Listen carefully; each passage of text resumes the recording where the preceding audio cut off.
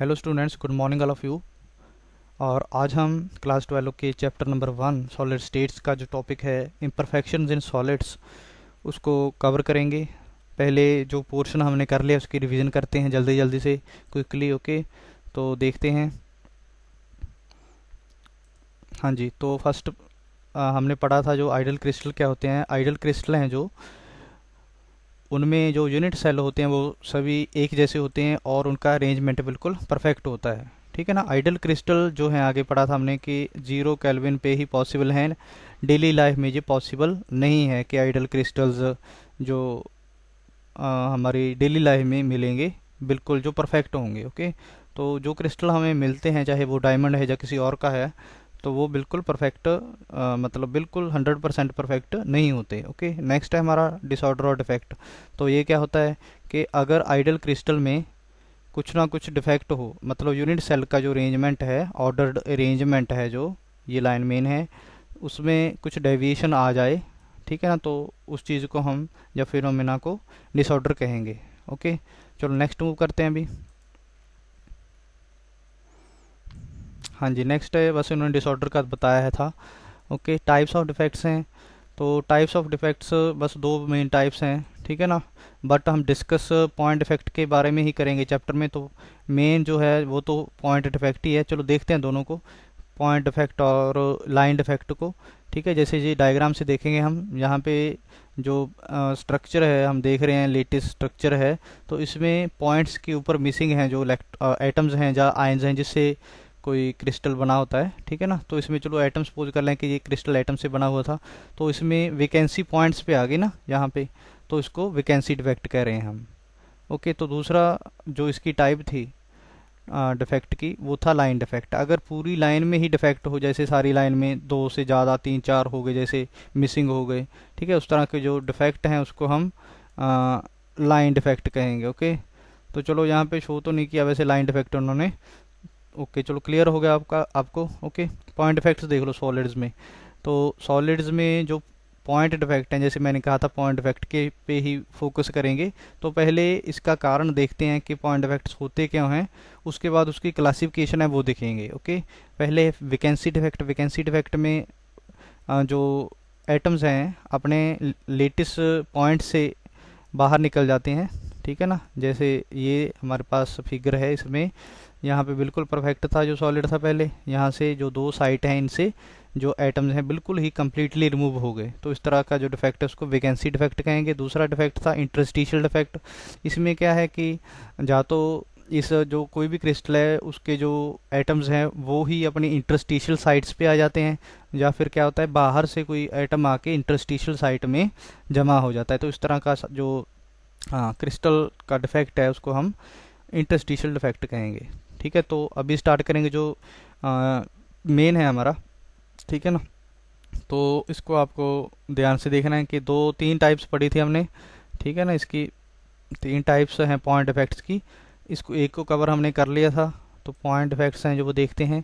एक तो स्टिचोमेट्रिक क्रिस्टल्स में होते हैं। स्टिचोमेट्रिक क्रिस्टल कौन से होते हैं, जिसमें जो एटम्स की रेशो है जो वो फिक्स रहती है हमेशा। ठीक है, जैसे कंपाउंड का फार्मूला होता है किसी का, उसी के मुताबिक जो रेशो है वो वैसे ही रहती है। ठीक है ना, अगर एटम्स रिमूव भी होंगे किसी क्रिस्टल से, वो पेयर्स में होंगे या इस तरह से होंगे कि उनकी जो स्टिचोमेट्री है वो बरकरार रहे, मेंटेन रहे। ओके, इसी तरह से नेक्स्ट देखते हैं बी पॉइंट है जो, वो आज रीड करेंगे हम, नॉन स्टिचोमेट्रिक क्रिस्टल। चलो पहले इसकी रिवीजन कर लेते हैं। ठीक है, उसके बाद चलो नेक्स्ट इन्होंने लिखा है impurity defects. Okay, impurity defects अगर इम्प्योरिटी हो क्रिस्टल में तब होती है। इन तीनों को हम आज कवर कर लेंगे। ठीक है, चलो इसको तो पढ़ ही लिया हमने, चलो देखते हैं आगे, मूव करते हैं। स्टिचोमेट्रिक कंपाउंड्स बता दिया था। स्कॉटकी डिफेक्ट देख लो, बस डायग्राम से भी हम देख सकते हैं। वैसे तो स्कॉटकी डिफेक्ट में क्या होता था कि स्कॉटकी डिफेक्ट है वो ज़्यादातर जो नॉन आयनिक कंपाउंड्स हैं उनमें दिखाई देता है, और इलेक्ट्रिकल जो न्यूट्रलिटी है वो मेंटेन रहती है, तो पेयर्स में बाहर जाते हैं क्रिस्टल लेटिस को छोड़ के।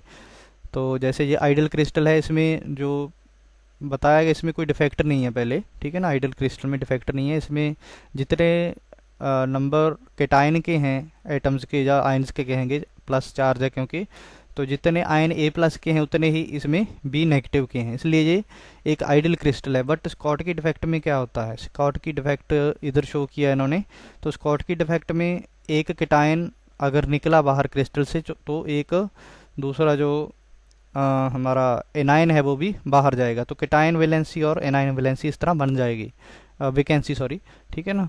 तो खाली जगह जो होती है उसको वैकेंसी कहते हैं हम, ओके।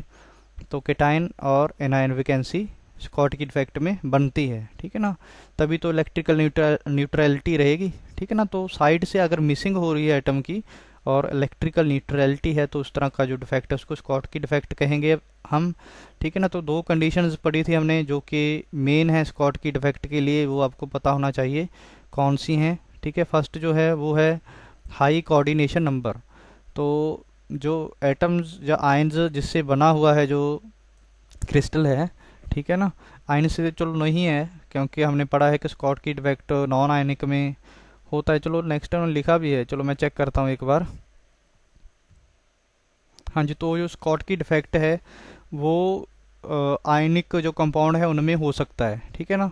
वो तो इंटरस्टिशियल डिफेक्ट होते हैं जो कि नॉन आयनिक में होते हैं, ठीक है ना।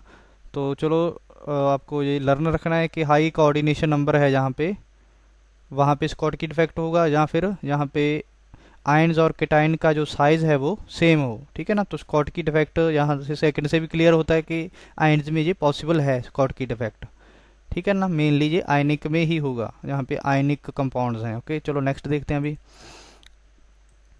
Frenkel defect. फ्रैंकल डिफेक्ट क्या होता है कि इसमें चलो डायग्राम देखते हैं। डायग्राम थोड़ी सही नहीं बनी हुई थी तो मैंने सही की थी पहले, तो इसमें देखते हैं कि हाँ जी, तो यहाँ पे क्या होता है, हाँ जी, तो चलो पहले करेक्ट कर दिया। जहाँ पे हमारा जो एनाइन है बी नेगेटिव है, ये जो मैंने बनाया है, ओके। तो यहाँ पे क्या था, पहले ए नेगेटिव की पोजीशन यहाँ पे थी, ठीक है ना। तो ए पॉजिटिव था जो, उसकी पोजीशन यहाँ पे थी। उसके बाद क्या हुआ, इसने अपनी पोजीशन थी जो उसको छोड़ के ये इंटरस्टिशियल साइट में आ गया, ओके। तो इस तरह का जो डिफेक्ट है उसको फ्रैंकल डिफेक्ट कहेंगे, ठीक है ना। तो दोनों डिफेक्ट में आपको फ़र्क है जो वो क्लियर होना चाहिए। स्कॉटकी डिफेक्ट में ये पेयर्स में गया और कम्प्लीटली रिमूव हो गया, बट जो फ्रैंकल डिफेक्ट था उसमें क्या है कि उसमें ये ए प्लस है जो वो इंटरस्टिशियल साइट पे आ गया। चलो नेक्स्ट देखते हैं ये होता कब है, ठीक है ना। तो इसके दो जो पॉइंट हैं, मतलब कंडीशंस हैं, वो हम देखते हैं। जब कोऑर्डिनेशन नंबर लो हो, ठीक है, उसमें उल्टा था पहले वाले में। इसमें एनाइन का साइज है जो बड़ा होता है, एनाइन का साइज बड़ा होता है, इसीलिए केटाइन है जो अपनी पोजीशन छोड़ के इधर आता है, ओके। चलो नेक्स्ट कॉन्सिक्वेंसेस क्या होते हैं स्कॉटकी फ्रैंकल डिफेक्ट के। स्कॉट जहाँ पे ये डिफेक्ट होते हैं उससे होल्स वगैरह बन जाती हैं, उससे कंडक्टिविटी है जो इलेक्ट्रिकल कंडक्टिविटी पहले से क्या हो जाती है, बढ़ जाती है।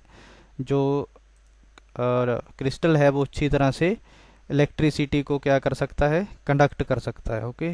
तो इलेक्ट्रिकल कंडक्टिविटी इंक्रीज हो जाती है। सेकंड पॉइंट में क्या है कि कि डेंसिटी कम हो जाती है डिफेक्ट की वजह से, ठीक है ना। तो जहाँ पे स्कॉटकी डिफेक्ट होता है खास करके वहाँ पे, क्योंकि वो क्रिस्टल को छोड़ के बाहर चले जाते हैं। नेक्स्ट स्टेबिलिटी है जो वो क्या हो जाती है, डिक्रीज हो जाती है। जब परफेक्शन नहीं रहती, ठीक है ना, परफेक्ट अरेंजमेंट नहीं रहता, तो वहाँ पे जो लेटेस्ट एनर्जी है वो कम हो जाती है और स्टेबिलिटी कम हो जाती है क्रिस्टल की, ठीक है ना। हाँ जी, नेक्स्ट देखते हैं अभी। तो यहाँ पे हमने रिवीजन कर चुके हैं अभी तक हम, ओके। तो जो डिफरेंस है, चलो आगे कंटिन्यू करते हैं, हम देखते हैं क्या क्या डिफरेंस हैं। स्कॉटकी यहाँ पे 5 डिफरेंस हम बना सकते हैं अपनी तरफ से। एक तो कोऑर्डिनेशन नंबर वाला लिख सकते हैं कि स्कॉटकी डिफेक्ट में जो कोऑर्डिनेशन नंबर है इन्होंने लिखा नहीं है यहाँ पे बुक में, ठीक है ना। तो इस डिफरेंस की टेबल में मतलब एक तो ये है कि स्कॉटकी डिफेक्ट वहीं पे होता है जहाँ पे कोऑर्डिनेशन नंबर ज़्यादा होता है, हाई कोऑर्डिनेशन नंबर हो यहाँ पे। फ्रैंकल डिफेक्ट जहाँ पे कोऑर्डिनेशन नंबर लो हो, ये आप नोट कर लो अपना, ठीक है।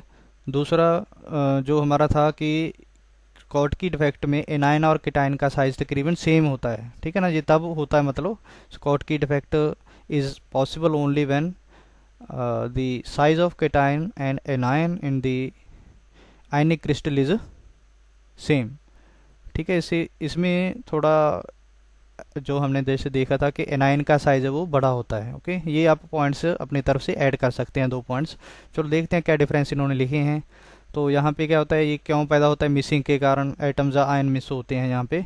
फ्रैंकल में क्या होता है, सम एटम्स और आयन्स हैं जो वो डिस्प्लेस हो जाते हैं अपनी नॉर्मल साइट से, ठीक है, और इंटरस्टिशियल साइट में आ जाते हैं। ये मेन पॉइंट है, बस आपको इस पे याद रखना है बस आपको। नेक्स्ट है presence of Schottky effect lowers the density, ठीक है ना, इससे डेंसिटी कम हो जाती है। फ्रैंकल इफेक्ट में डेंसिटी वही रहती है क्योंकि इंटरस्टिशियल साइट पे ही पहुंचेगा।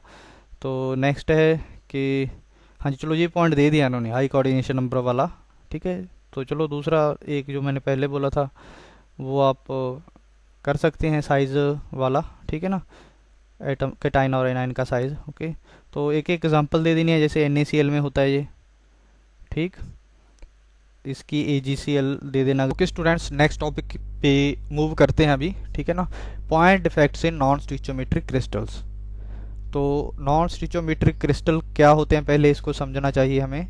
ओके, तो वो क्रिस्टल्स जिनमें जो केमिकल फार्मूले की आइडियल कॉम्पोजिशन है, ठीक है ना, मतलब आइडियल केमिकल फार्मूला है जो जैसे H2O का होता है, उसमें 2 हाइड्रोजन रहेंगे, एक ऑक्सीजन रहेंगी, तो एक कोई ना कोई रेशो है उसमें, ठीक है ना, 2:1 की। तो जिन कंपाउंड्स में डिफेक्ट के बाद उनकी ये रेशो चेंज हो जाती है, उनको नॉन स्टिचोमेट्रिक क्रिस्टल कहते हैं, ठीक है ना। तो इस तरह के जो क्रिस्टल्स हैं उसके कुछ एग्जांपल इन्होंने दी हैं नीचे, वो चलो हम देख लेते हैं पहले ही, उसको इसके बाद उनको थोड़ा सा डिस्कस करेंगे, ठीक है ना। जैसे वेनेडियम का ऑक्साइड है हमारे पास, दूसरी एग्जांपल इन्होंने दी है आयरन के ऑक्साइड की, ठीक है। नेक्स्ट एग्जांपल है जिंक के ऑक्साइड की। तो आपको बस ये एग्जांपल्स लर्न रखनी है थोड़ी सी, 1-2, तो ज़्यादा डिटेल में जाने की ज़रूरत नहीं है, ठीक है। चलो टॉपिक पे आते हैं, नॉन स्टिचोमेट्रिक कंपाउंड्स। तो वो कंपाउंड्स जिनमें पॉजिटिव और नेगेटिव आयन्स जो प्रेजेंट होते हैं कंपाउंड में, उनकी जो रेशो है, ठीक है ना, वो क्या होती है, डिफर करती है, चेंज करती है, किससे, आइडियल केमिकल फार्मूले से। जैसे वाटर का मैंने बताया फार्मूला होता है H2O, तो H2O में रेशो क्या है, H2O में जो, चलो आयन से तो नहीं बना होता, दूसरी एग्जांपल चलो ले लेते हैं, दूसरी एग्जांपल सिलेक्ट कर लेता हूं मैं कोई, ठीक है ना, जैसे NaCl की होगी, चलो सबसे कॉमन है ये NaCl, हम डेली लाइफ में यूज़ भी करते हैं। तो इसमें जो रेशो है वो 1:1 है, ठीक है ना।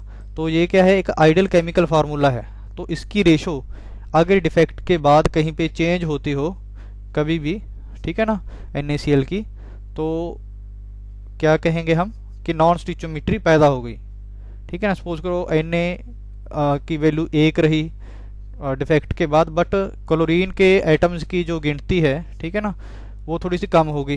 तो जैसे रेशो हमारी 1:0.9 हो गई सपोज करो, ठीक है ना, 1:0.9, तो ये नॉन स्टिचोमेट्री आ गई यहाँ पे। ओके, होप कि क्लियर हो गया आपको। तो चलो नेक्स्ट अभी जो एग्जांपल्स हैं वो उनको देखते हैं अभी, ठीक। तो फर्स्ट जो एग्जांपल है वेनेडियम ऑक्साइड की है, इसका जो केमिकल फार्मूला है, जनरल केमिकल फार्मूला, वो वेनेडियम ऑक्साइड X लिखा है इन्होंने, ठीक है ना, क्योंकि ऑक्सीजन की अलग, इसकी वेनेडियम के ऑक्साइड में ऑक्सीजन की जो मात्रा है, ठीक है ना, वो चेंज होती रहती है। इन्होंने लिखा है कि इसकी जो रेंज है 0.6 से लेकर 1.3 में लाई करती है। ओके, तो ऑक्सीजन की जो मतलब देखो, जो पहला हमारा आयन होता है, इसमें 2 मतलब एलिमेंट हैं, एक वेनेडियम एक ऑक्सीजन, ठीक है ना। जैसे कि आपको पता है कि आयनिक कंपाउंड होता है जो, उसमें जो फर्स्ट हमारा एलिमेंट होता है वो क्या होता है, केटाइन होता है, पॉजिटिव चार्ज वाला होता है ना, केटाइन होता है। दूसरा एनाइन होता है, ठीक है ना। केटाइन को हम बेसिक रेडिकल कहते हैं और एनाइन को एसिड रेडिकल कहते हैं, ठीक है ना। ये मैंने जानकारी के लिए वैसे एक्स्ट्रा बता दिया थोड़ा सा। तो चलो देखते हैं। तो इसमें वेनेडियम क्या है, वेनेडियम केटाइन है, ठीक है ना, जिस पे पॉजिटिव चार्ज होता है वो केटाइन होता है, ठीक है ना। जब हम वाटर में डालेंगे इसको तो ये 2 पार्ट्स में ब्रेक होता है। इसी तरह से NaCl को भी अगर वाटर में हम डालते हैं तो उसके 2 आयन्स बन जाते हैं, Na प्लस और Cl नेगेटिव। ओके, तो इस तरह से बनता है हमारे पास। तो हाँ जी, तो दूसरी बात एक और बतानी थी। तो जो केटायंस होते हैं, ठीक है ना, वो ज़्यादातर मेटल्स होती हैं। जैसे वेनेडियम है, उसकी ये नेचुरली ये एबिलिटी है कि वो इलेक्ट्रॉन को डोनेट करते हैं, ठीक है, मेटल्स। और नॉन मेटल्स क्या करते हैं, इलेक्ट्रॉन्स को एक्सेप्ट करते हैं। जैसे ऑक्सीजन है, वो इलेक्ट्रॉन्स को इससे एक्सेप्ट करेगा, ठीक है ना, आयनिक कंपाउंड्स में होता है इस तरह से। तो कैटायंस ज़्यादातर मेटल्स ही होती हैं। ओके, तो ये ध्यान में रखना है आपको। तो चलो नेक्स्ट मूव करते हैं अभी। हाँ जी, तो वेनेडियम के ऑक्साइड में आपको बता दिया था मैंने। तो आयरन का ऑक्साइड आ गया अभी। आयरन के ऑक्साइड में क्या होता है कि आयरन के एटम्स की गिनती, ठीक है ना, वो चेंज होती है। जैसे कि जाने लिखा है इन्होंने, normally we get samples of more oxygen atoms than iron atoms. Okay, तो इसमें ज़्यादातर क्या होता है कि ज़्यादा ज़्यादा ऑक्सीजन वाले सैंपल्स हमें मिलते हैं। नॉर्मल जो हमारा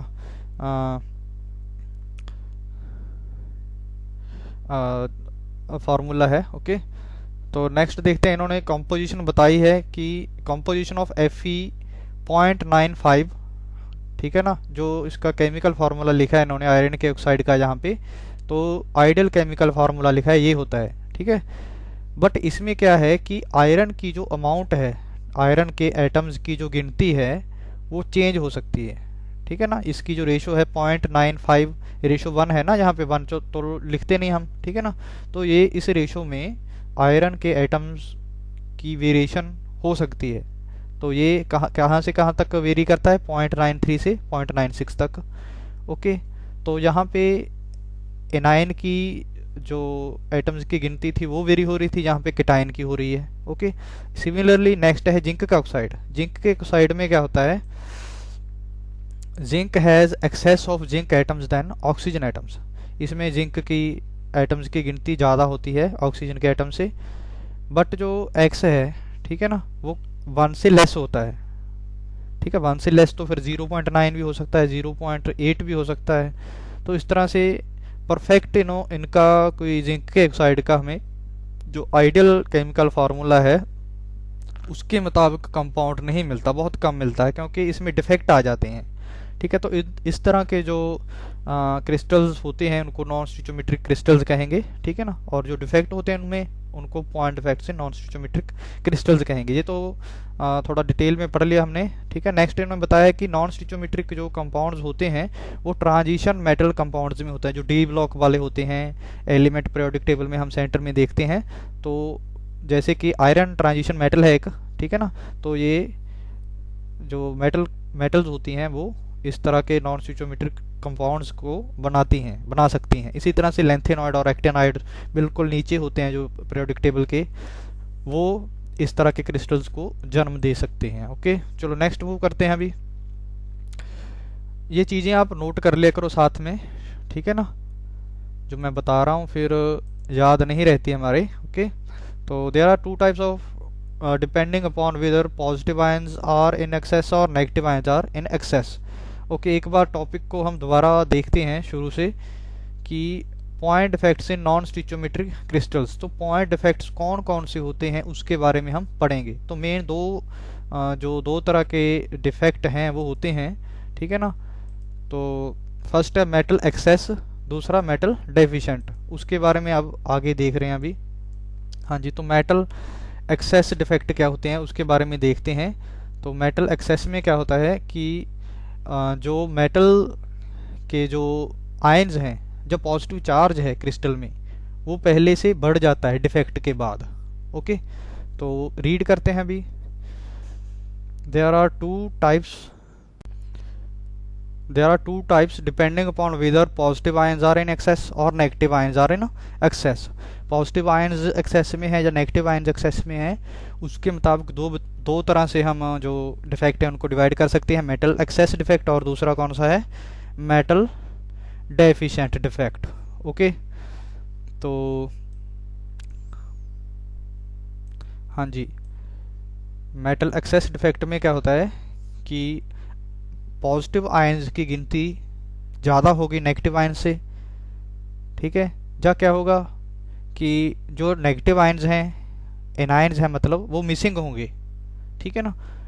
इसी तरह से मेटल डेफिशिएंसी में क्या होगा, या तो मेटल आयन्स की गिनती या कैटायंस की गिनती कम होगी एनायन के कंपैरेटिवली, या फिर एनायंस की गिनती ज़्यादा होगी, ठीक है ना।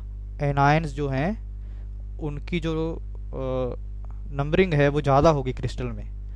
तो चलो रीड करते हैं, आगे देखते हैं। ओके, हाँ जी, मेटल एक्सेस डिफेक्ट। तो एक बार फिगर को देख लेते हैं, मेटल एक्सेस डिफेक्ट में क्या होता है। हाँ जी, metal excess defect due to anion vacancy.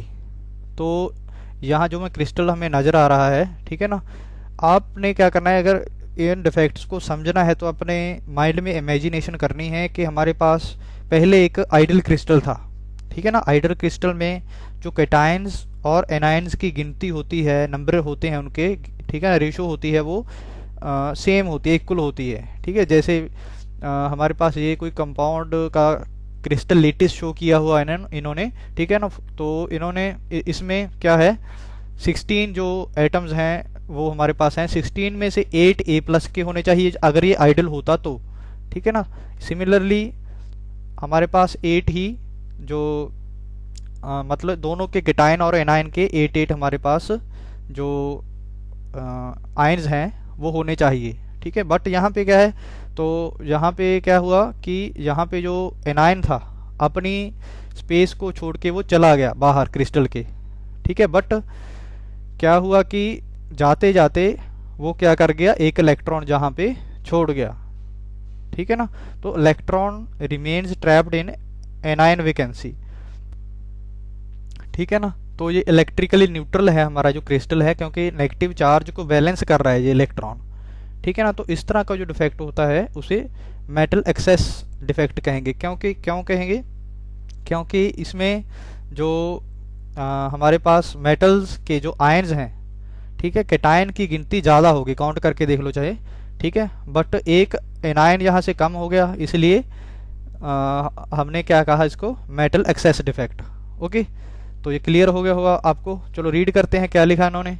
In these defects the positive ions are in excess. Main line यही है, ठीक है। आप शॉर्ट नोट्स यहीं से बना सकते हैं। Okay, the positive ions are in excess, these में rise due to two following veg.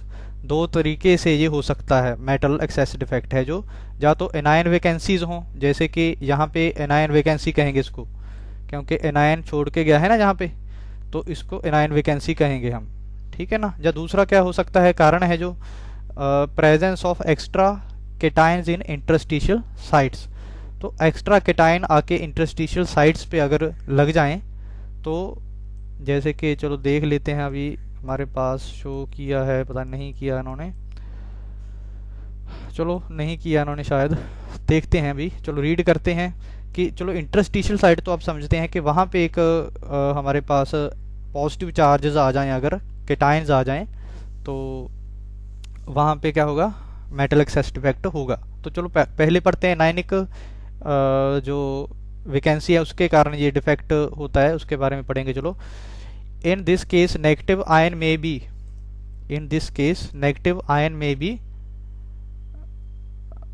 हाँ जी, नेगेटिव आयन में be missing from their lattice site, living holes in which they are in which the electrons remain entrapped to maintain the electrical neutrality.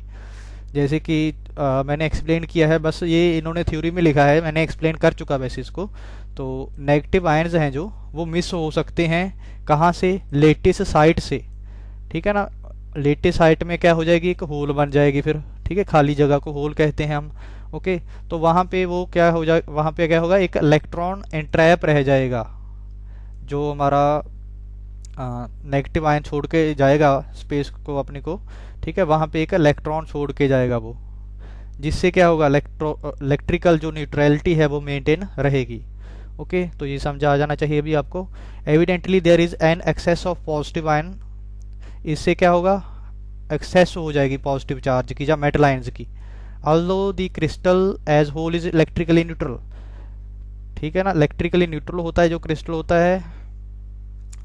इस चाहे ये defect हो भी, मतलब ठीक है ना, जो हम इस डिफेक्ट की बात कर रहे हैं, ठीक है ना, एनायनिक वैकेंसी की वजह से हमारे पास जो डिफेक्ट होता है, ठीक है, मेटल एक्सेस डिफेक्ट, उससे इलेक्ट्रिकल न्यूट्रलिटी पे कोई फ़र्क नहीं पड़ता।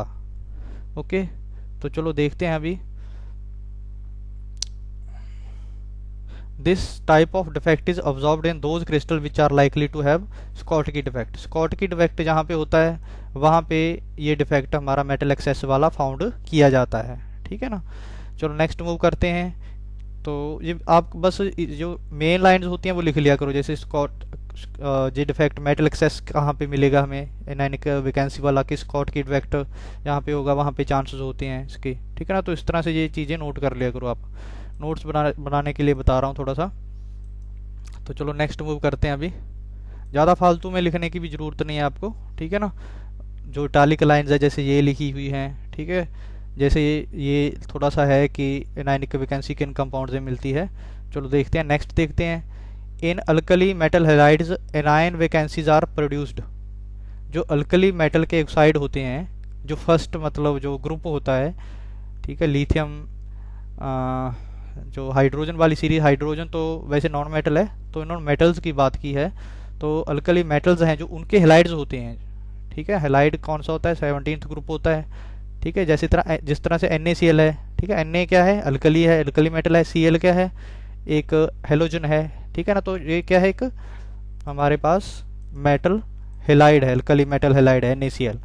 तो इसमें क्या होता है, इसकी बात कर रहे हैं अभी। Anion vacancies are produced when alkali metal halide crystals are heated in the atmosphere of alkali metal vapors. For example, when crystal of NaCl are heated in an atmosphere of sodium vapor, the excess of sodium atoms are deposited on the surface of the crystal. The Cl ions diffuse to the surface of crystal and combine with Na atoms to give NaCl. This happens by the loss of electrons by sodium atoms to form Na plus ions. The electrons thus produced by the ionization of sodium atom diffuse into the crystal and get trapped at anion vacancies. The electron trapped in anion vacancies are referred to as f centers. Okay, तो यहाँ तक हम समझना है पहले कि f centers होते क्या है। मैंने एक नीचे डायग्राम शो किया है, उसको हम समझेंगे पहले, उसके बाद टॉपिक पे आएंगे, ठीक है ना। तो वो समझना आपके लिए काफ़ी ज़रूरी है। अगर आपने एफ सेंटर्स को समझना है, क्वेश्चन पूछ लेते हैं सीधा कि एफ सेंटर्स क्या होते हैं, ठीक है ना। तो चलते हैं हम एफ सेंटर्स को जानने। ओके, तो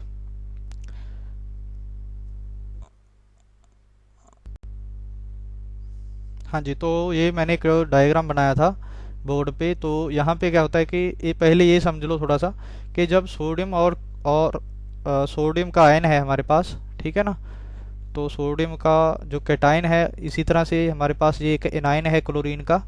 तो कैटायन और एनायन एक दूसरे से कंबाइन करके एक सॉल्ट फॉर्म कर लेते हैं NaCl, क्योंकि इनमें इलेक्ट्रोस्टैटिक फोर्स होती है, इसलिए NaCl बन जाता है। ओके, ये बिल्कुल सिंपल बात है, 10th क्लास के बच्चों को हम बताते हैं।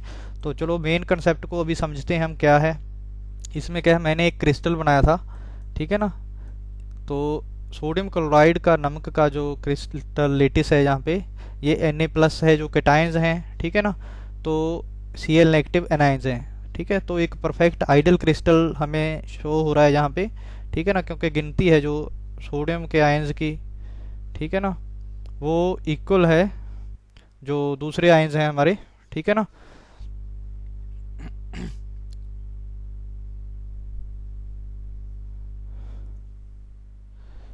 ये क्रिस्टल जो है बिल्कुल आइडियल है, इसमें कैटायन और एनायन की जो नंबरिंग है वो इक्वल है, ठीक है ना। यहाँ पे हमें सिमेट्री भी नज़र आ रही है, इसलिए ये आइडियल क्रिस्टल है, ठीक है ना। तो जब हम इस आइडियल क्रिस्टल को हीट करेंगे, तो जब हीट करेंगे तो बाहर जो सोडियम के वेपर्स हैं वो भी होने ज़रूरी हैं। यहाँ पे जो सोडियम के एटम्स हमें नज़र आ रहे हैं, इन पे कोई चार्ज नहीं है, ये न्यूट्रल हैं। तो हवा में ये समझ लो कि एयर में जो तैर रहे हैं ये बाहर इसके, तो जो सोडियम के एटम्स हैं वो इसकी सरफेस पे भी आ जाएंगे। तो ये सरफेस के साथ सोडियम है जो इंटरेक्ट करेगा, थोड़ा वो देखते हैं कैसे करेगा। तो जब सोडियम किसी नेगेटिव आयन के पास आएगा, ठीक है ना, तो क्या होगा, इसके साथ इंटरेक्शन करेगा वो, ठीक है ना। जैसे हमें पता है कि सोडियम जो है, सोडियम का जो आयन है जब क्लोरीन के आयन के साथ मिलेगा तो सोडियम क्लोराइड बनता है हमारे पास, ठीक है ना। सोडियम क्लोराइड का कंपाउंड बन जाता है, एक केटाइन और एक एनाइन। तो यहाँ पे केटाइन तो नहीं है हमारे पास, ये तो न्यूट्रल है, ठीक है ना। तो इंटरेक्शन करने के लिए क्या होता है कि यहाँ पे जो क्लोराइड है, Cl नेगेटिव है, एनाइन है, वो अपनी स्पेस को छोड़ के यहाँ से बाहर आ जाता है, ठीक है ना। बट यहाँ पे जाता जाता अपना इलेक्ट्रॉन डोनेट कर जाता है यहीं पे, जैसे यहाँ पे इलेक्ट्रॉन मैंने शो किया है प्रोसेस के बाद। और जो Cl बना, ठीक है, Cl ने जब Cl नेगेटिव ने अपना एक इलेक्ट्रॉन छोड़ दिया तो Cl बन जाएगा वो, ठीक है ना, उस पर कोई चार्ज नहीं रहेगा। तो उसके बाद जब वो बाहर आएगा तो उसके पास एक इलेक्ट्रॉन तो कम हो गया पहले से, तो उस इलेक्ट्रॉन को वो दोबारा गेन कर लेगा, क्योंकि क्लोरीन है जो मोस्ट इलेक्ट्रोनेगेटिव है, वो कहाँ से इलेक्ट्रॉन गेन करेगा, सोडियम के एटम से। तो इससे क्या होगा, सोडियम पे पॉजिटिव चार्ज आएगा, क्लोरीन पे नेगेटिव दोबारा फिर आ जाएगा। तो जैसे यहाँ पे शो किया है Na+ और Cl नेगेटिव दोनों मिलके NaCl बना लेंगे, ठीक है ना। तो यहाँ पे कुछ होगा इस तरह से, NaCl ऊपर बन गया, यहाँ पे सरफेस पे आ गया वो NaCl, डिफ्यूज होने के बाद इसको डिफ्यूजन कहते हैं। जब Na और Cl, Na+ और Cl नेगेटिव कंबाइन करते हैं एक दूसरे से तो NaCl बनता है, ओके, कंपाउंड बन गया हमारे पास एक NaCl। दूसरे एटम्स हैं वो इसी तरह से हैं, ठीक है ना। यहाँ पे थोड़ी मिस्टेक थी, यहाँ पे Cl नेगेटिव आना है, ठीक है, आप नोट कर लीजिएगा।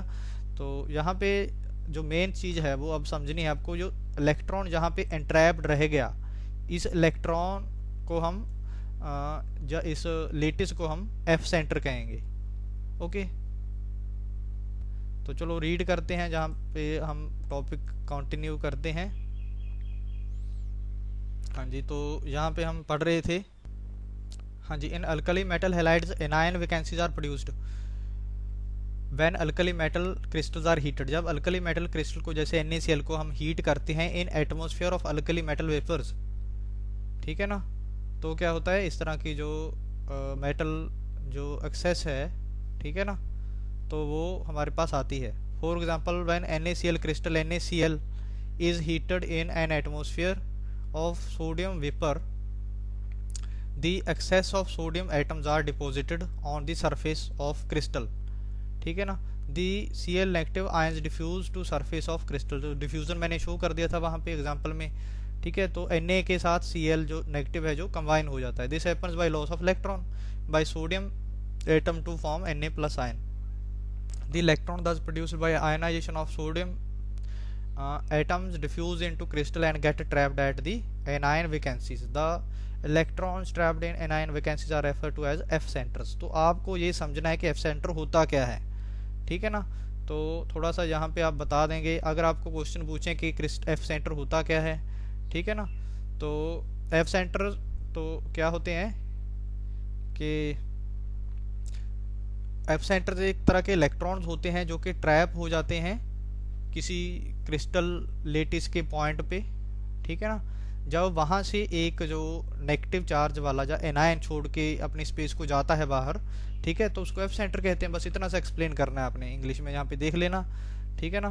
तो नेक्स्ट चलो रीड करते हैं, पहले हमारा रीडिंग का वर्क है। They impart yellow colour to the crystal, तो नेगेटिव जहाँ पे एक इलेक्ट्रॉन ट्रैप हो गया, ठीक है, तो उस क्रिस्टल का कलर येलो हो जाता है, ठीक है ना। द कलर रिजल्ट्स बाय, तो कलर क्यों होता है ये बताया है, F सेंटर के कारण कलर क्यों आता है क्रिस्टल का। जैसे सोडियम क्लोराइड, उसको तो कलर नहीं होता, कोई वाइट कलर का होता है ना, तो उसमें कलर आ जाएगा अगर उसमें इलेक्ट्रॉन ट्रैप हुआ है अगर कभी, ठीक है ना। तो नेक्स्ट बताया, दी colour results bye excitation of the electron when they absorb energy from the visible light. तो एनर्जी को अब्जॉर्ब करके वो क्या करता है, एक्साइटेशन करता है, ठीक है, ऊपर नीचे एनर्जी को पहले अब्जॉर्ब करता है फिर एमिट करता है, ठीक है ना। तो इस तरह से उसका कलर आता है, येलो हो जाता है, ठीक है। नेक्स्ट इन्होंने बताया है कि बर्थेलॉइड्स क्या होते हैं, नॉन स्टिचोमेट्रिक कंपाउंड्स को हम बर्थेलॉइड्स कहते हैं, बस यही बताया है इन्होंने। तो इसका नाम कैसे पड़ा, क्लॉड लुइस बर्थेलॉट थे जो साइंटिस्ट, उन्होंने नॉन स्टिचोमेट्रिक कंपाउंड्स के बारे में पढ़ा था, उसका नाम इसलिए बर्थेलॉइड्स हो गया, ठीक है ना। यहाँ पे ये बताया है कुछ इन्होंने देख लेते हैं। The electrons entrapped in anion vacancies are called F centres. तो यहाँ पे जो मैं बता रहा था आपको, ठीक है ना, वो यहाँ पे लिख दिया उन्होंने कि जो इलेक्ट्रॉन्स हैं trapped in anion vacancies in the crystal are called F centres because they impart colour to crystals. तो एफ सेंटर्स, एफ का रिलेशन क्या है यहाँ पे, ये इन्होंने बताया कि जर्मन वर्ड है एक फारबेंस्टर, जिसका मतलब है कलर सेंटर, ठीक है, क्योंकि कलर जनरेट होता है यहाँ से इलेक्ट्रॉन की एक्साइटेशन के कारण। होप कि आपको समझ आ गया होगा, ठीक है ना। तो मैंने ये नीचे बनाया था।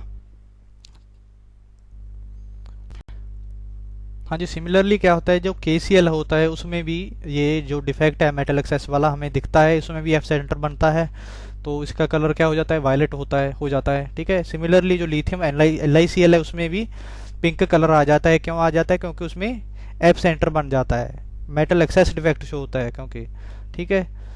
तो चलो एक्सप्लेन कर सकते हैं अगर आपको जो क्वेश्चन आ जाता है, ठीक। तो ये चलो आगे देखते हैं कि excess cation occupying interstitial sites. तो दूसरा पॉइंट था हमारा, in this case there are extra positive ions occupying interstitial sites and the electrons in another interstitial sites to maintain electrical neutrality। तो देखते हैं कि क्या लिखा इन्होंने। हाँ जी, इन्होंने बताया है कि एक्स्ट्रा पॉजिटिव चार्ज है जो वो आ जाता है कहाँ पे, इंटरस्टिशियल साइट्स पे, और इसको इलेक्ट्रिकली न्यूट्रल कौन बनाता है, इलेक्ट्रॉन्स, ठीक है ना। तो चलो फिगर को देखते हैं, डायग्राम को देखते हैं क्या है इसमें। जैसे कि यहाँ पे एक कैटायन आ गया एक्स्ट्रा इंटरस्टिशियल साइट पे बाहर से कहीं से, तो यहाँ पे आ गया वो, तो इसको इलेक्ट्रिकली न्यूट्रल करने के लिए एक इलेक्ट्रॉन यहाँ पे आ जाता है, ठीक है। ये इलेक्ट्रॉन या तो यही क्रिस्टल से आता है कहीं से या बाहर से आ जाता है, ठीक है ना। तो ये नेक्स्ट लाइन है जो इन्होंने यही बताया है कि बस कि एक यहाँ से क्रिस्टल से कोई और दूसरा दूर से कोई आयन था, वो छोड़ के इलेक्ट्रॉन यहाँ पे गया था, वो यहाँ पे इंटरस्टिशियल साइट पे आ गया किसी तरीके से, ठीक है ना। तो मेन लाइन तो चलो यहीं तक है, ये थोड़ा इतना इम्पोर्टेंट नहीं है, ठीक है ना। तो आप ये मेन लाइन है जो उसको आपने नोट कर लेना है, ओके। चलो नेक्स्ट देखते हैं। This type of defect is found in crystals which are likely to develop Frenkel defect. जहाँ पे फ्रैंकल डिफेक्ट होता है वहाँ पे ये जो हमारा डिफेक्ट है नोट किया जाता है, okay.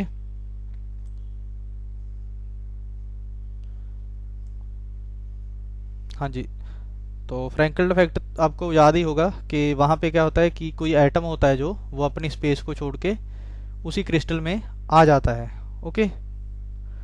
This type of defect is found in crystals, okay. ये तो हो गया फ्रैंकल डिफेक्ट की एग्जांपल्स क्या हैं, जैसे कि जिंक का ऑक्साइड हो गया। जिंक का ऑक्साइड वैसे वाइट होता है, ठीक है ना, रूम टेम्परेचर पे। जब अब हम इसको हीट कर देते हैं तो क्या होता है, it losses oxygen reversibly at high temperature and turns yellow.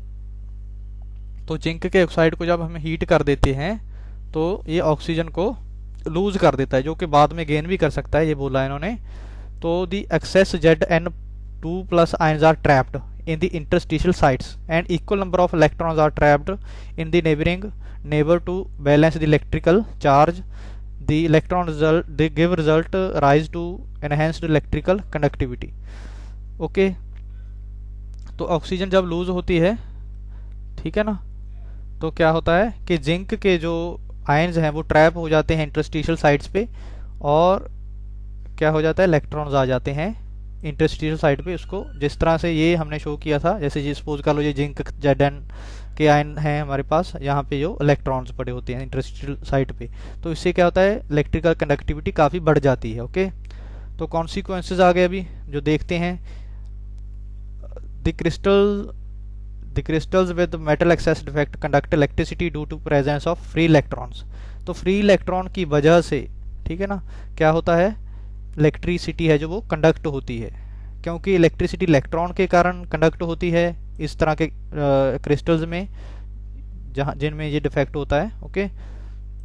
हाँ जी, तो मेन जो है हमारा बिकॉज ऑफ, तो ये कंडक्टिविटी इलेक्ट्रॉन्स के कारण होती है, तो इलेक्ट्रॉन्स काफ़ी कम होते हैं गिनती में, ठीक है ना। तो इलेक्ट्रिकल कंडक्टिविटी उतनी भी नहीं होती, ठीक है ना, थोड़ी कम होती है, ठीक है ना।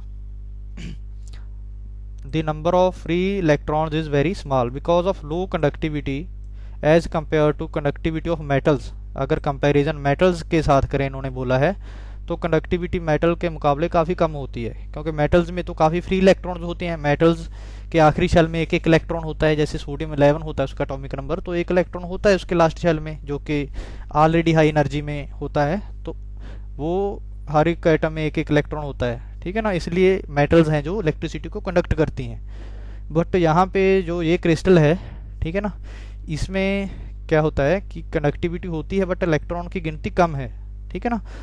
तो इस तरह के जो हमारे पास कंपाउंड्स होते हैं उनको सेमीकंडक्टर हम बोलते हैं, ठीक है। These compounds are also called n type semiconductors, n type semiconductor बोलते हैं इनको, ठीक है ना।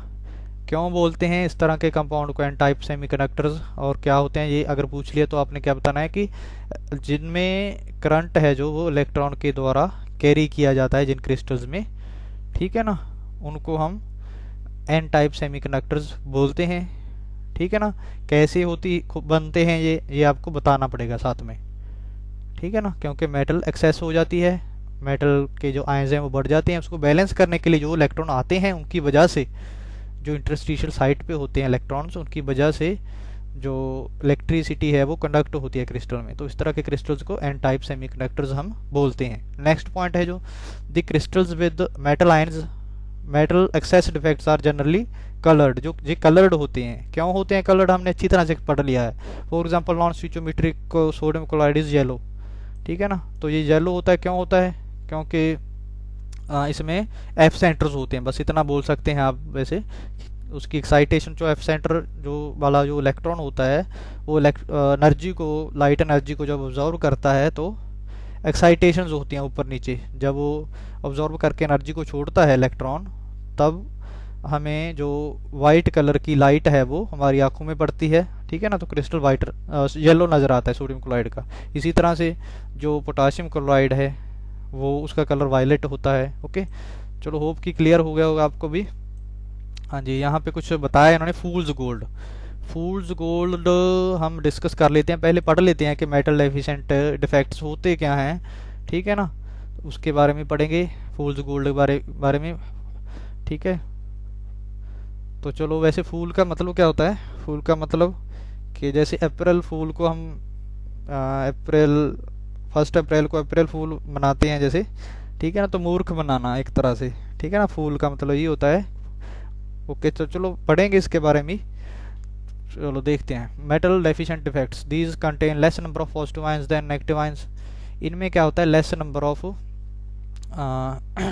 These contains less number of positive ions than negative ions. इसमें जो पॉजिटिव आयंस होते हैं उनकी गिनती कम होती है नेगेटिव आयन से, ठीक है। कैसे हो जाती है वो देखेंगे भी। These rise due to 2 ways, ये 2 कारणों के कारण पैदा होते हैं। केटाइन वैकेंसीज के कारण, या तो केटाइंस हैं जो अपनी जगह को छोड़ के क्रिस्टल से बाहर चले जाएं, या दूसरा extra anion occupying interstitial site, या फिर जो एनायंस हैं वो आ जाएं क्रिस्टल लेटिस में किसी तरीके से।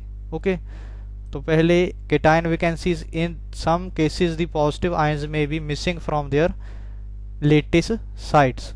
तो केटाइन वैकेंसी, यहाँ पे ये बात कर रहे हैं डेफिशिएंसी की, मेटल की डेफिशिएंसी की। मेटल अपनी जगह को छोड़ के जाएगा और एनायंस की गिनती बढ़ जाएगी।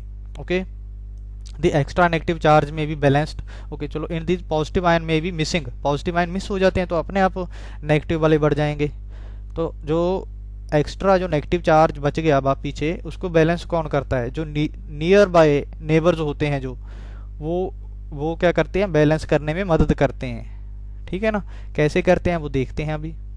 हाँ जी, जैसे यहाँ पे मेटल डेफिशिएंट डिफेक्ट है हमारे पास केटाइनिक वैकेंसी के कारण। यहाँ पे केटाइन जैसे है कि हमारे पास मेटल डेफिशिएंट है ना, तो मेटल जाएगी यहाँ पे बाहर। तो मेटल के जैसे सपोज करो यहाँ पे A+ चार्ज था पहले, है ना। तो A+ था, जैसे कि बोला कि आइडियल कंसीडर कर ले ब्रेन में, तो A+ था यहाँ पे पहले, ठीक है। तो A+ अपनी जगह को छोड़ के चला गया, ठीक। यहाँ पे बन गई एक होल, केटाइन वैकेंसी बन गई, ठीक है ना। तो ये सारे क्रिस्टल में एक प्लस चार्ज की, 1+ चार्ज की कमी होगी ना, क्योंकि प्लस चार्ज था इस पे, ठीक है। +1 चार्ज था जो, वो वहां से बाहर निकल गया। तो उस +1 चार्ज को कैसे बैलेंस करना है हमने वो देखना है। तो +1 चार्ज को कोई भी नेबर जिस पे पॉजिटिव चार्ज हो वो बैलेंस करेगा। जैसे जहाँ पे पहले क्या था, A+ चार्ज था वैसे, ठीक है ना। जब ये बाहर गया तो उसने कहा कि मैं तुम्हारा काम है जो वो संभालूंगा। जैसे हम कहीं पे काम जाते हैं अपना घर से बाहर, ठीक है ना, करने, तो जो साथ में घर होते हैं उनको बोल जाते हैं कि तुम मेरा काम कर देना, ठीक है ना। तो इसी तरह से ये बाहर चला गया और इसने क्या किया, इस पे पहले A+1 चार्ज था, A+ था ये पहले, ठीक है ना, तो 2+ बन गया ये। तो इसको बैलेंस कर दिया, जो चार्ज जहाँ से कम हुआ उसकी कमी को इसी ने ही पूरा कर दिया। ओके, समझा गया होगा आपको। तो मेटल डेफिशिएंट डिफेक्ट्स हैं जो केटायन वेकेंसी जब भी होती है तो साथ वाले जो नेबर्स होते हैं, नियर बाय मेटल आयन्स होते हैं जो, ठीक है ना, वो बैलेंस करते हैं।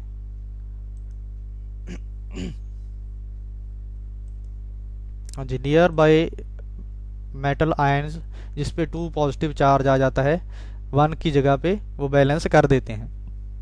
फिगर में शो किया, आपने देख लिया है। This type of defect is possible in metals which show variable oxidation states.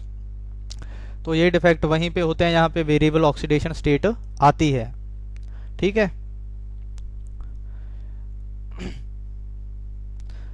हाँ जी, ऑक्सीडेशन स्टेट वेरी हो रही है अगर देखो,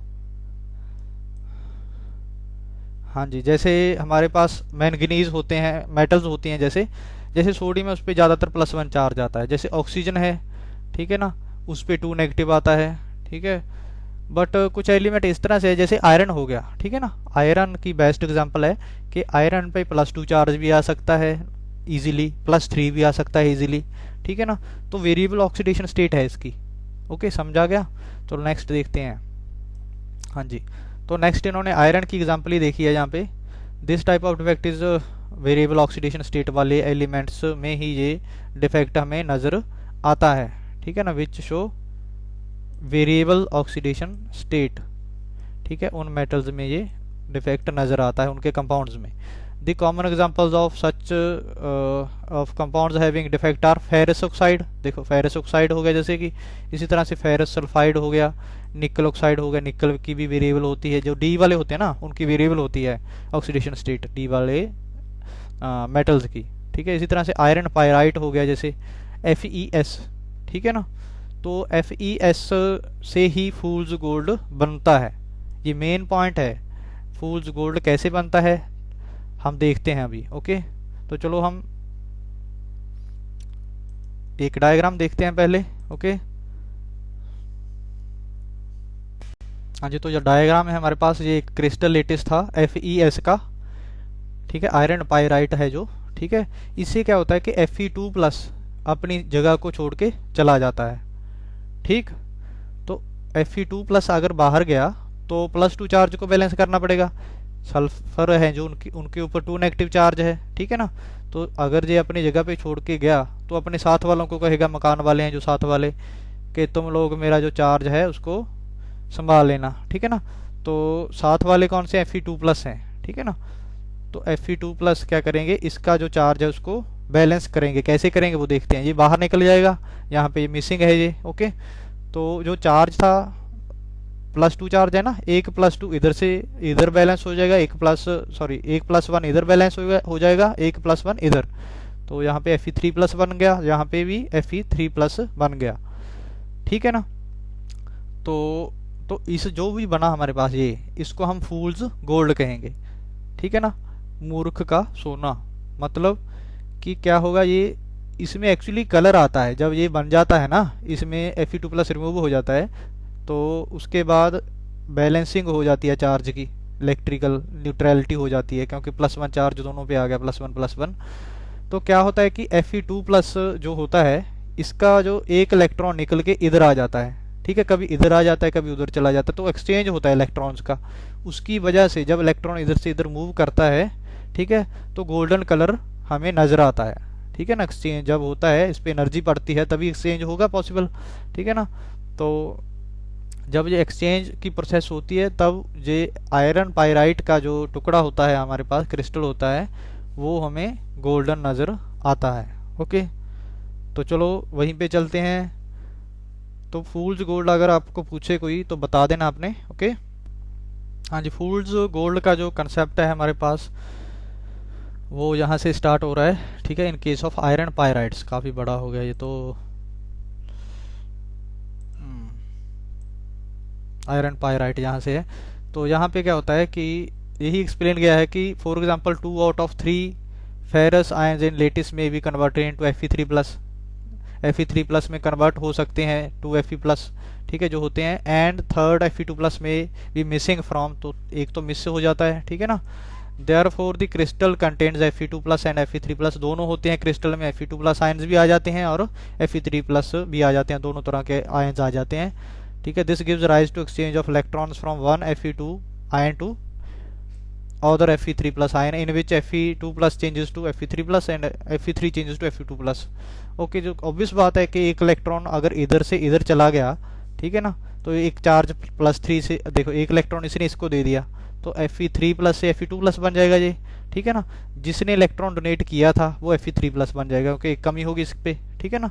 तो ये बताया बस इन्होंने। नेक्स्ट देखते हैं।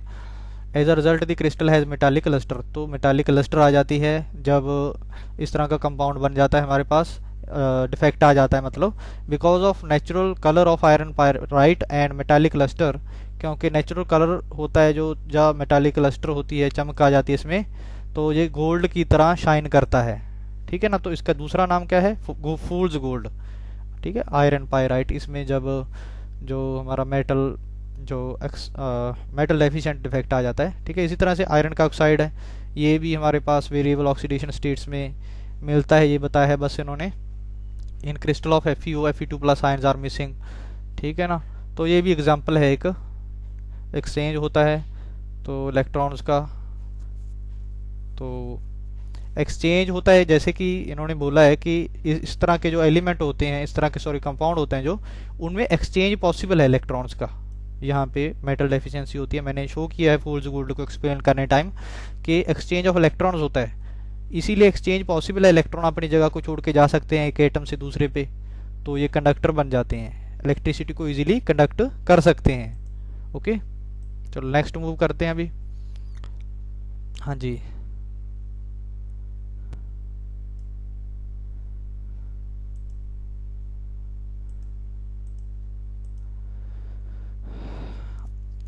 हाँ जी, पढ़ रहे थे हम जो हमारी मेटल डेफिशिएंसी थी।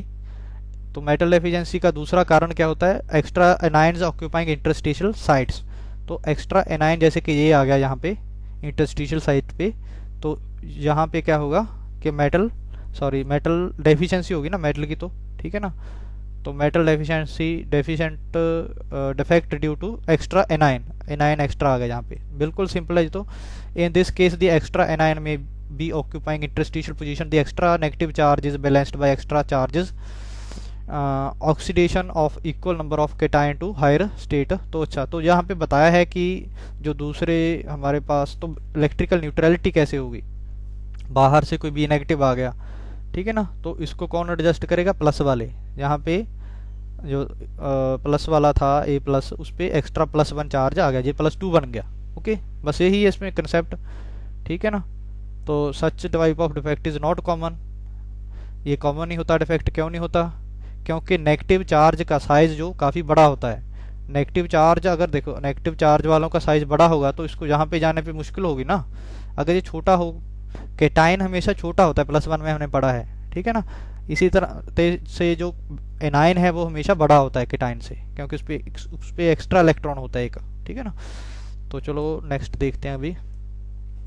तो वो फिट नहीं हो सकती इंटरस्टिशियल साइट पे, इसलिए ये जो एनायन का बाहर से आना इजीली नहीं है, पॉसिबल प्रोसेस नहीं है ये, ठीक है ना। तो कॉन्सिक्वेंसेस देखते हैं क्या होते हैं, रिजल्ट क्या है इसके अगर मेटल डेफिशिएंसी हो जाए। तो इससे क्या होता है कि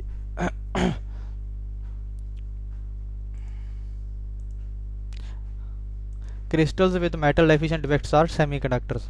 इस तरह के क्रिस्टल जिनमें मेटल की डेफिशिएंसी, वो भी क्या होते हैं, सेमीकंडक्टर होते हैं। पहले वाले भी सेमीकंडक्टर थे जहाँ पे मेटल एक्सेस होती थी, वो एन टाइप बना रहे थे क्योंकि इलेक्ट्रॉन के कारण वहाँ पे कनेक्टिविटी हो रही थी, conductance connectivity. Okay, the conductivity is due to, conductivity क्यों होती है, मेटल डेफिशिएंट की बात कर रहे हैं कि मेटल डेफिशिएंट जो डिफेक्टेड हमारे पास क्रिस्टल होते हैं उनमें क्यों होती है जो कंडक्टिविटी होती है, ठीक है, इस this is due to movement of electron from one ion to another.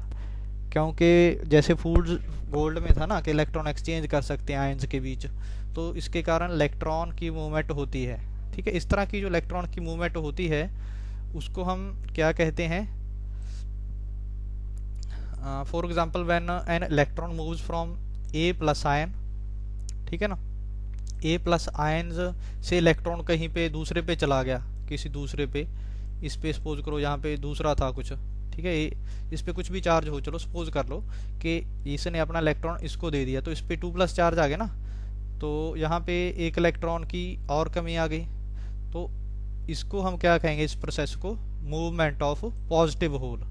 तो ये पॉजिटिव होल की एक मूवमेंट हो गई, क्योंकि जब ए प्लस चार्ज वाला एक इलेक्ट्रॉन डोनेट कर दे और डोनेट करके हायर चार्ज वाला बन जाता है, तो इसको प्रोसेस को हम पॉजिटिव होल की मूवमेंट कहेंगे, ठीक है। जहाँ पे पॉजिटिव होल की मूवमेंट होती है, यहाँ पे पॉजिटिव होल की मूवमेंट होती है, उस तरह के जो हमारे क्रिस्टल्स हैं उनको पी टाइप सेमीकंडक्टर्स कहते हैं, ठीक है। जिन क्रिस्टल्स में डिफेक्ट होता है मेटल डेफिशिएंसी का और वहाँ पे पॉजिटिव होल की मूवमेंट होती है, उनको पी टाइप सेमीकंडक्टर्स कहेंगे। ओके, चलो क्लियर हो गया। अभी नेक्स्ट देखते हैं।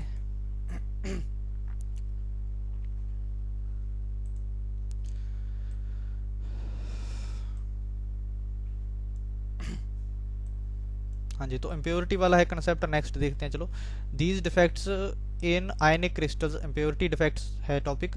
These defects in ionic crystals arise due to presence of, तो ये क्रिस्टल में जो डिफेक्ट होते हैं कैसे बनते हैं वो देखते हैं। Due to